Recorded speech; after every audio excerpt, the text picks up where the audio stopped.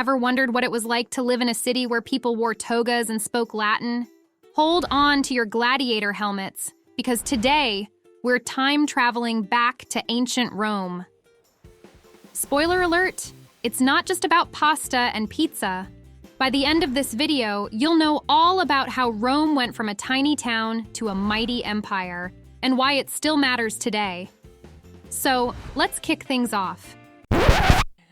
Hey, you're watching Goalie's PIP Academy, where we teach about science, geography, history, everything about the whole world. If you want to watch these classes with no ads, no distractions, go to getgoalie.com. Ancient Rome started as a small town by the Tiber River in Italy over 2,000 years ago. The Tiber River was like their superhighway, providing water and a way to travel. The city was built on 7 hills, which helped protect it from enemies. Clever, right? Rome wasn't always an empire. At first, it was a republic. That means they voted for leaders to make their laws. Imagine having a school election, but way more serious. These leaders were called representatives, and they came from wealthy families. So, while every male citizen could vote, only rich men could become leaders. It's time for Pop Quiz. Are you ready to test your knowledge? Rome was first a republic before it became an empire. A, true. B, false. If you answered true, you're correct. Great job. As Rome grew, so did its problems. The rich got richer and the poor got poorer. The rich threw fancy parties that lasted hours, while most people barely had enough to eat. Sounds unfair, right? 2 brothers, Tiberius and Gaius, tried to help the poor. They suggested changes to make things better, but some powerful people didn't like that and had them killed. This led to a lot of anger and even a war between Roman citizens. One of the most famous leaders was Julius Caesar. He was a general and eventually took complete control, becoming a dictator. He made many improvements, like creating jobs for the poor and increasing soldiers' pay. But the rich folks were scared he was getting too powerful, so they had him killed too. After Caesar's death, his adopted son Octavian, later called Augustus, became the first emperor of Rome.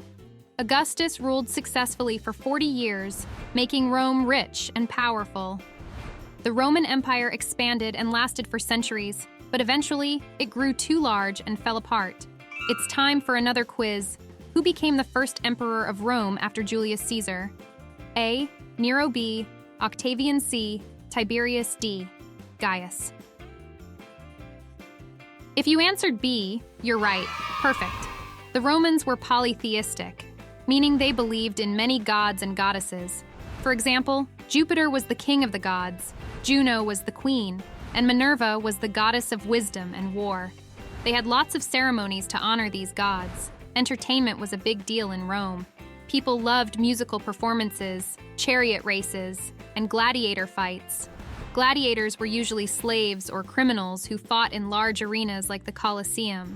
Sometimes, they even fought wild animals. Rome also had a huge influence on laws and government. For instance, the idea that a person is innocent until proven guilty comes from Roman law. Many modern countries, including the United States, use ideas from Roman law and government. All right, it's last quiz. What was the name of the large arena where gladiators fought in Rome? A, Parthenon. B, Colosseum. C, Pantheon. D, Forum. If you answered B, you're correct. Excellent. So what did we learn today? Ancient Rome was a powerful city that grew into a massive empire. They had an interesting government, amazing leaders, and a rich culture that still affects us today. And remember, next time you see a fancy building or hear about laws, you might just be seeing a bit of Rome's influence. This is another video brought to you by Goalie, the best kids tablet. My mind is blown! Where can I learn more about these videos? Oh yeah, getgoalie.com. There's no ads, there's no junk, just cool stuff for kids and a dedicated tablet. Check it out, getgoalie.com.